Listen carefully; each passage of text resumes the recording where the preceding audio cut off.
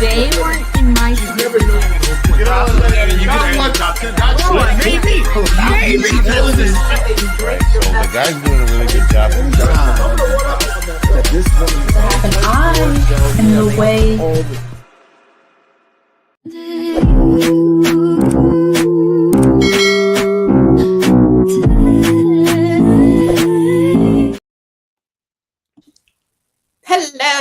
Hello. Thank you for clicking on our faces.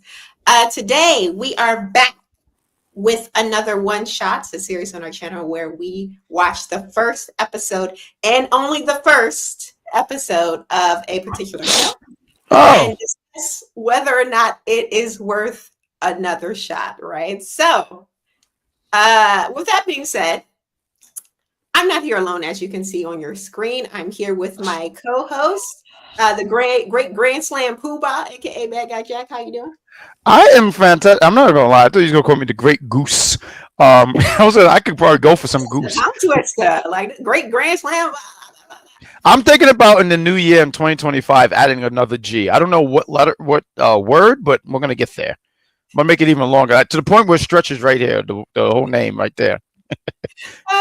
Well, that will be even worse for me. But what did you think?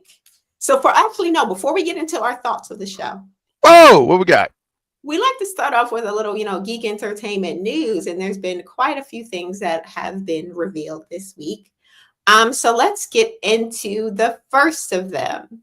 So according to Variety.com, Clayface movie officially underway at DC Studios with Mike Flanagan writing. So fresh off the success of HBO series The Penguin, DC Studios has officially greenlit a feature film centered around Clayface, the shape-shifting Batman villain from the script written by Dr. Sleep, filmmaker Mike Flanagan.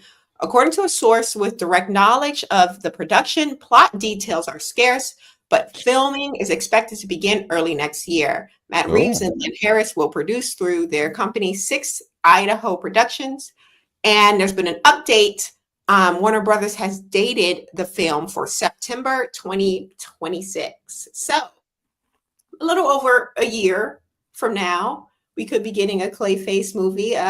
Thoughts, predictions? Oh man. So a lot of these like villain only movies. Now look, I think Clayface should be in the Batman universe. I thought that would have been a great villain because I'm just tired of seeing the Joker. We had the Riddler and the other one. Penguin was cool. I never finished the show, but I thought Penguin was just the character himself was great. So cool. Clayface I think should be in the Batman series. I don't know about a solo movie. I just don't. I don't know. I think because of Sony. Okay. I'm looking at you, Sony. Because of them, I am traumatized. So I don't think that I'm interested in seeing it, but I just don't have high expectations about him in a movie by himself. See, okay, a solo movie makes me think Solo sans Batman, right? It's not going to be a Batman movie. They didn't say Batman, they said Clayface. Right. So I'm a little worried about not having Batman in the movie. However, The Penguin, even though it was a miniseries, was very successful without the presence of the Batman. So I don't know. I feel like it could be interesting. Would I be here for a feature film? Depends. I'm here for another miniseries, but feature film, I don't know. So you mentioned the Penguin and you talked about his own series. I think the difference with that is because Penguin was introduced and there was stuff to play with there. Like they were able to touch on. So I didn't finish the Penguin. I know. The series is like 2 months old, but there was stuff to touch on too. I remember even episode 1. I think they were still talking about all that water in the Batman movie. So there was stuff to play into. There was the connection, and I think that's the difference. But a solo movie. No, go ahead, please. Do you think that means we'll be getting Clayface in the Batman too? I would hope so. I honestly would hope so, because I just would like the idea of that. They know that there's other rogues in the Batman series. I'm tired of them always leaning on, like, I mean, you saw the Batman and you liked it, cool. But they keep leaning on the Joker. Like, it's almost like they can't do a movie without Joker. It's almost like, what do we do? Joker. Yeah. What else do we do? Okay, I would like that variety. That's all I'm saying. So yes. All right. Well, let us know what you think about that in the chat. Any Ooh. predictions and thoughts on this upcoming Clayface movie? Now, let's get into our second bit of news before we get into the show proper. Ooh. Also, in relation to a superhero movie, who knew? But according to, I think it's the independentco.uk, What's that? Spider-Man Beyond the Spider-Verse gets disappointing release date. Spider-Man Beyond the Spider-Verse has received a disappointing release date update, with the film now expected not expected until 2026 at the earliest. Uh-huh. So it just goes on to talk about the two previous films. Now, Yes. 2026 is lining up to be quite a year for some superhero movies. If we get the Clayface, if we get Spider-Man, I'm not mad at it. There you go. What do you think about the delay? Did you kind of foresee this coming? I know I did. I didn't see it. I didn't foresee it coming, but I sit here and go like, man, I would have loved for 2025 to see because, I'm sorry, I always forget this. Enter and Across. So okay, Across is the second one. Across the Spider-Verse was such a dope movie. I'm like, man, I want Spider-Man now. But I could appreciate them taking their time with this, structuring like whatever the animation, the script to make sure it's really good. I like to use this as a video game reference, right? So with video games, sometimes they'll say, hey, this game coming out in 2025, and then they push it to 2026. That means they want to make sure that they fix the bugs, fix every little thing in there to make sure that when they release this game, it's going to be good. Because that's what we want when we go to the movies. Good. I'm sorry, Sony. Did you hear me? Good. Oh, wait, this is Sony. Actually, I can't even disrespect them. This is actually Sony. I'm so sorry. I feel like I'm on a Sony rant today. I'm so sorry. It's okay. It's okay. Sony has some good well, this one is holding it down for the animated Sony superhero movies. But let's go. We got someone in the comments. Hey, Peace King. Thanks for being Peace here. King. All right. The King of Peace. Thank you for being in the chat and tell us what you think about Enter the what's this? Beyond the Spider-Verse having a delay. All right. So now it's time to get into discussions of episode 1 of Creatures Commandos. Ooh, let's do it. So, real quick, if I could pull the curtain back a little bit. This was your pick one seat. Am I doing it? All right, boom. This was your pick one seat of Superior. Good job. Let's go into it. Wanted to throw that out there. Thank you. When I heard it was another James Gunn, release, I was like, let's check it out. And speaking of, he snuck himself into the opening. Metro, yeah. That's right.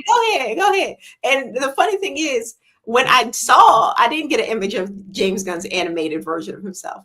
But I was like, did he just give himself the Ric Flair senior haircut? They got the same haircut. They do. I didn't even really notice that. Yeah. I wanted to ask real quick. I didn't get a chance to look up. So when I was watching this, right, this is supposed to be connected to that Suicide universe, right? Yeah, but the guy with the gray hair, his name is Rick, if I'm correct. Yeah. But I was going to say that's Rick from the actual Suicide. No, this is Rick's daddy. He got a daddy who's a baddie. And this is post Rick Flags Jr.'s death. So this series takes place. Right, I forgot about that. Okay. Yeah, after the Starfish expedition or whatever it's called. They did mention it. Yep. Yeah. Right. So the son is passed, but this is his dad. Apparently, he gave birth, or he, fathered young, still looking good in his old age, whatever that age may be. Hold on, wait. See this Superior. I didn't mean to cut you off here, but like when I saw him, I said, "I'm sorry." I said, "What the hell is Aquaman doing here?" Until they said, "Oh, that's because the armor threw me off." Is it the shirt? It's the shirt. Look at the shirt. Here from Peace King. James Gunn is a maniac for this, and you can tell he had his hands in this. Facts. Yeah, no, 100%. Has that telltale sign of James Gunn. But we do open up with our Rick Flag Sr. and Amanda Waller, and they're discussing how there's this kind of rebellion going on in a nearby country. It's called Pokolistan. And they're kind of being terrorized by this woman. I believe her name was Cersei, and the sons of Themyscira. Now, when they show these sons of Themyscira, These are like, the incels of the world. They are very much, men should be allowed in Themyscira. And which is why I'm wondering why they're following this woman if they seem to be so anti-woman. But anyway, that's neither here nor there. I can figure out why they followed her. Oh, another baddie on the show, looking like Starfire a little bit. Oh yeah. You know what it is? It's the headgear, but yeah. So Amanda Waller, she explains to him, this is what we need you here for. We're putting together a team, right? A team of creatures. And she was able to kind of get around the loop. She had created a loophole because if you watch Peacemaker, which you have, yep, you see that she was kind of aired out by her daughter, and she was sentenced to no longer be able to head any kind of human resistant group, right? So she's getting around that because this group is not human, right? So on our new aliens. Yeah, on the new group that introduces Rick Flag Sr. to, we got our girl right here called the Bride, right? AKA Frankenstein's bride. Yeah. Bride. We have this gentleman right here, Dr. Phosphorus, and his power. He's like this radiation nuclear skeleton individual. Yeah, skeleton. We have the Weasel from the movies, right? That was him. I was like, yeah, I recognize you. We have this new character here. I haven't heard of her before, but Nina Malzerski, if I'm saying that right. And finally, we have my favorite of the bunch, The robot is your favorite. Okay.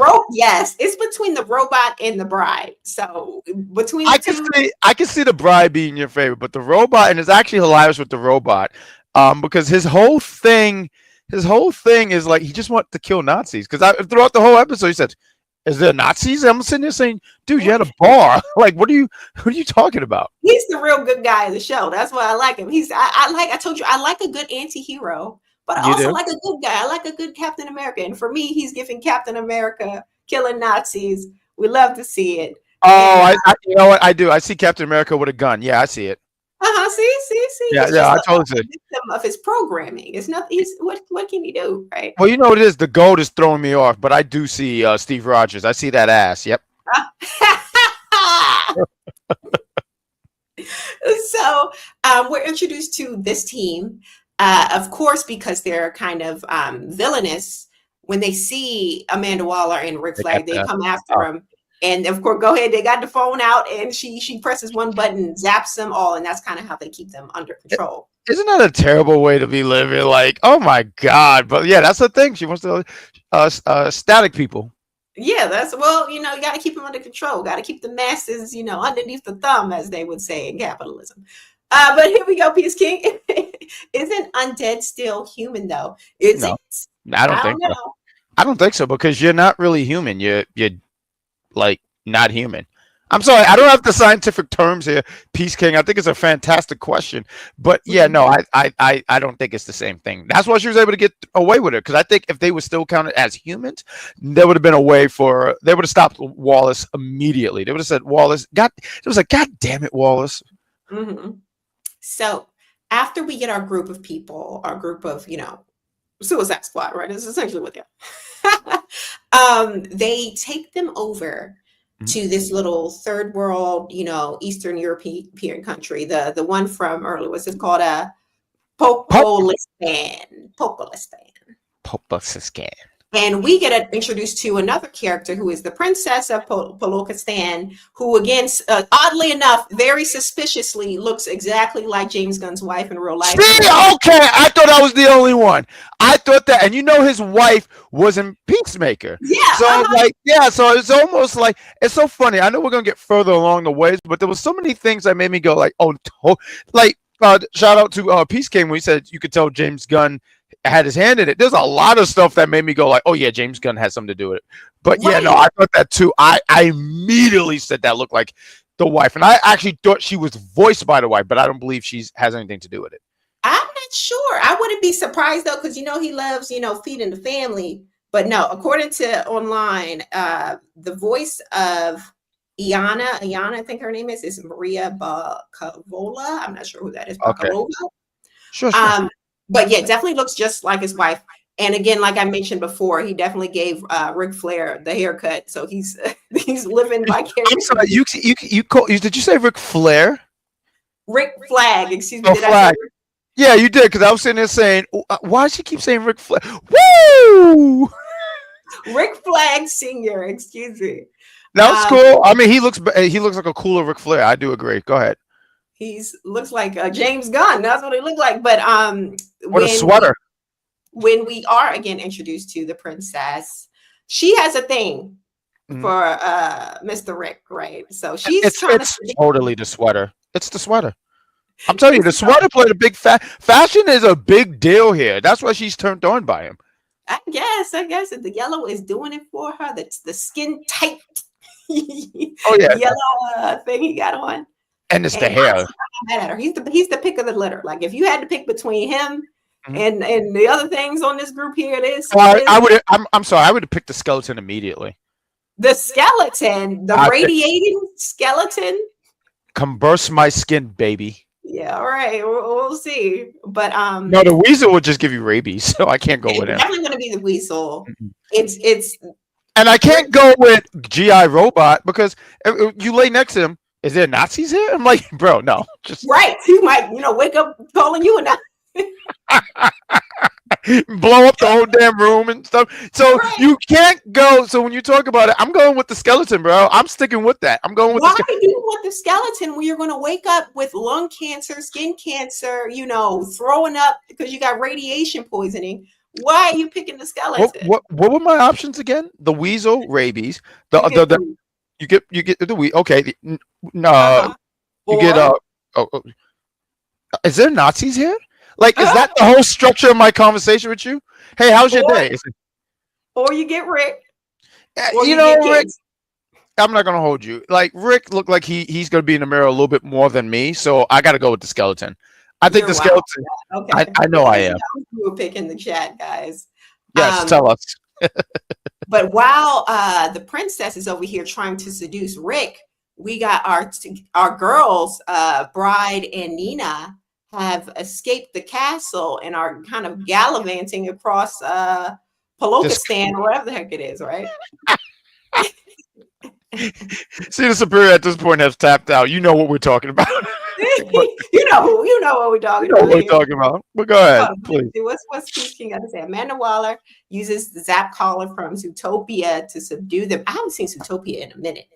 It's been a minute. I have never seen it. Maybe I should check this out. It's really good, actually. I did enjoy it. And you told me Wall-E was good, and I said I have never seen it, and you judged me. I'm sorry, but Zootopia is good, but it ain't got nothing on Wall-E, okay? Okay. Wall-E is a classic, but I'm allergic to fish, so one of them already gone. Oh, okay. So that means you picked the Bride. Yeah, you picking the Bride. I'm not mad at it. She's got a little sex appeal here, right? Listen, it's nothing against the Bride. It's her exchanged angry ex-husband. I know we didn't get there. We'll get into. Okay. But during their escape, we're back to Dr. Phosphorus, I think his name is. He's trying to steal the phone from our boy Rick Flag's nightstand. And a fight ensues. He's causing fires, and I'm thinking, how is Rick going to fight this man whose skin can burn your skin at the touch? As soon as you touch him, you're burning. Yeah. I loved how this was actually shot. This was actually my favorite scene of this whole show. As a matter of fact, just a real quick throw out here. So we were talking about James Gunn's hands in this. There was something about this fight sequence and the music in the background that made me go, "Oh my god, this is so James Gunn!" Like, made me scream that out loud. I loved it. I'm sorry. Oh, I'm sorry. You want to say something? Go ahead. Let me get my drink because I got something to say here once you finish. But I love this scene. I love that James. I'm sorry. James wasn't in this. He wrote this stuff. But Rick finding a way to because I do agree. I was like, yo, how's he gonna beat this guy? I know this guy is well trained, but you're talking about some like meta human. And the way he was able to find a way, he wore a glove and beat him. I just thought the sequence was so great. I really liked this scene a lot. I thought it was well put together. Yeah, choreographed. There we go. For an However, anime. however, I do have a gripe to pick with this series, and it's the goddamn music. The music is horrible, in my opinion. I hate every song. What? Horrible. Every song sounds like shit. I'm sorry. It takes me out of the show. It just sounds like loud, angry, like polka music. Like if it was like rock polka music. And I'm like, why is this every song? It all of it just annoyed me as far Hold as on. music. Wait, hold up. I want to dabble a little bit on that. Angry poker music. So what? Yes. Like when someone plays poker and the other one lose, that's the music that plays, and there's a fight. No, polka, like that, that old school European song. Like it Oh, sounds that's even better. So if someone steps on someone's foot, they hit them with a European uppercut, and that's when a fight ensues, and that's when angry poker music play. Okay, there we go. the music was bad in my opinion, and it So was you're not a every fan. song. Okay, not a fan. All right. But back to the bride and Nina, they're in front of this dilapidated kind of castle. Yeah. That's when we find out where bride came from. She came from this country, right from this here mansion. So that was revealed. But the biggest reveal of the episode was that apparently this mansion has been under surveillance by a grandma. Grandma. It's always the damn grandmas. As soon as she saw old bride pull up, she called, the extinction to Frankenstein's monster. And he is smitten with the bride and has been looking for her apparently. And he's like, my bride. So that was where the episode left off. I thought this was actually hilarious. Didn't you not get a kick on this guy on a freaking boat with a bunch of girls just waiting for his phone to like no one is freaked out about this guy on a boat. Like no one cares. I thought that this was great, and I know we're going to talk about what did we think about the show, so I just want to jump into it. I loved it.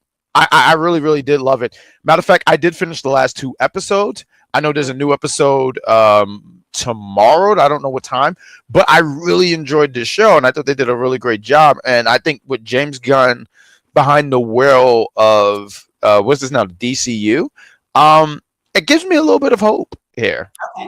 Okay. For me, I did enjoy the show.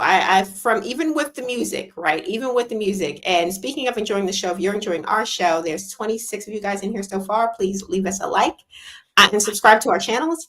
But I was interested. I love a good animated superhero show, especially one that's a gracious 27 minutes long. Like I love a little quick, just to get you going, right? You know what? That's great. Yep, I agree. So I would definitely watch more of this. And, confession time, I actually did. You see, you know what? Not for nothing. Was episode 3 why you liked GI Robot? I actually liked him from the first episode, but I did grow to love him even more after episode 3. But I was most shocked by the episode when we find out about Bride. I don't know if we're getting into spoilers or not, but her in this situation she had. That was wild. That was so wild because at some point I peeped oh, so the maker is because let's just talk. I don't care. Let's just go. Spoiler. Okay, and they actually did release the first 2 episodes together. Yeah, so sure. But when you see that scene, and I'm not gonna lie, Homeboy was getting it in. Really, and I knew he was getting it in because the foot was. I said, "Okay, dude, I get it. All right, you're getting it." And Frankenstein, you mess with wife, you have to die. he hung this dude up like this. Was he? I don't know. Was he stable? Bent up like a pretzel. But the thing is, what made it so sad was because Frankenstein's monster. He came to Dr. Frankenstein, was like, "I need a wife. I'm lonely out here in these streets." And and the doctor was like, "All right, you know what? Fine. Let me put something together for you." And she was supposed to be for Frankenstein, and lo and behold, dude smashing her. As soon as right in front of Frankenstein. I'm sorry, right in front of Frankie. Poor Frankie. Someone help Frankie. So I felt so bad for him, but he definitely lost it. He lost his marbles because not only did he, off the doctor, he's stalking her through the ages. She can't get away from this man. I'm like, no. I'm wondering if I know that there's only four tomorrow, but it makes me wonder if they get together, like after all these, was it like hundreds of years of her Mhm. running away from him, and does she give in to him? I'm gonna go with the safe answer of no. I don't think so. He killed her first love. I don't know if there's any kind of getting past that. I mean, I'm not for the killing, but I can't sit here and say I'm mad at Frankenstein. I feel bad for him. I ain't gonna lie. I feel bad for him. But Oh, anyway, look, Peace King, and I know we're gonna wrap up the show, but he said, "Didn't the doctor have a wife?" I didn't see no wife. I don't think so. I didn't see wife either. Did she die? You know, Was not she? but no. Go ahead. Go ahead. I'm sorry. No. Please finish. No, I'm just asking, did she die? Because I don't remember seeing a wife. I never So heard no mention of a wife, and not for nothing. Um, the doctor was getting kind of flirty. There was that one scene where I think he gave her a watch or some wine, and you can see how he's looking at her. And you know, when someone do this look like, mhm. I'm sitting there saying, no way the doctor's getting ready to. I made you for my homeboy, but the homeboy ain't for you. You're for Right. me. Hey, So that was kind of wild. but to speak on this, Peace King, I do think in like the lore, the greater lore of Frankenstein, Frankenstein's monster, and Bride of Frankenstein, I believe the Bride of Frankenstein is actually the dead wife of the doctor who he brought back to life. I do believe hearing that. I've heard that somewhere. So I think that is part of the lore. I don't know if it's necessarily a part of this show, though. I think you're onto something, because I think that maybe later on, I don't know for sure. We have to see how everything plays out, because I think they would try to still tap into that actual lore in a way, and maybe she like has some memory of like the doctor before she was a monster or something like that. Maybe not. I don't know, but maybe that plays into something later on. I just wanted to throw that out there. Well, we're going to have to see because I will definitely be continuing watching the show. And Sure. actually, the next episode is released tomorrow night. Mhm. So check that out. Check that out and come back to this video and let us know what you thought about it. Yeah. And that's it for us for now. I believe following this, all right. So if you like this video, please like the video and join us again for more content. We will be getting into What If, the final season of What If. Yep. And I Yeah. believe that's released this Friday or Saturday. I think it's either Saturday or Sunday. I think it's Sunday. All right, so join us for What If. We'll be talking about it every day until the end of this season, aka series, because it's supposed to be the last one. But thanks for being here, and we will talk to you later. And goodbye. See ya.